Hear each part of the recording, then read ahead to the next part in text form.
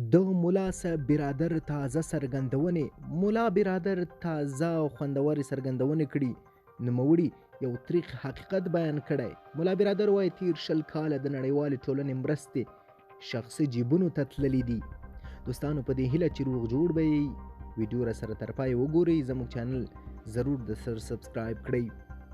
ملا برادر تیر 20 کاله د نړیوالې ټولنې مرستې شخصي جیبونو ته تللي. د افغانستان د سرپرست حکومت د رئیس الوزرا لومړی مرستیال ملا عبدالغني برادر ویلي دي چې په تیرو 20 کلونو کې د افغانستان د وروسته والي لامل پراخ مالي فساد و.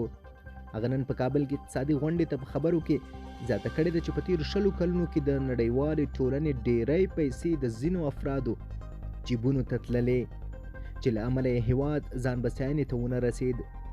برادر دغه راز څرګنده کړې ده چې په تیر وخت کې د فساد له امله د وارداتو ښه څارنه نه کېدل او توکي په ټیټ کیفیت هیواد ته راوړل کېدل.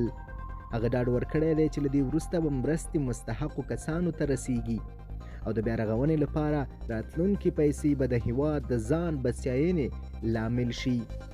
په ورته وخت کې د ریاست الوزرا دویم مرستیال مولوي عبدالسلام حنفي هم ټینګار کړی دی چې اسلامي امارت له فساد سره مبارزه کې جدي دی او دوی د ټولو اقتصادي او پراختیایي پروژو بشپړ ملاتړ ته ژمن دي.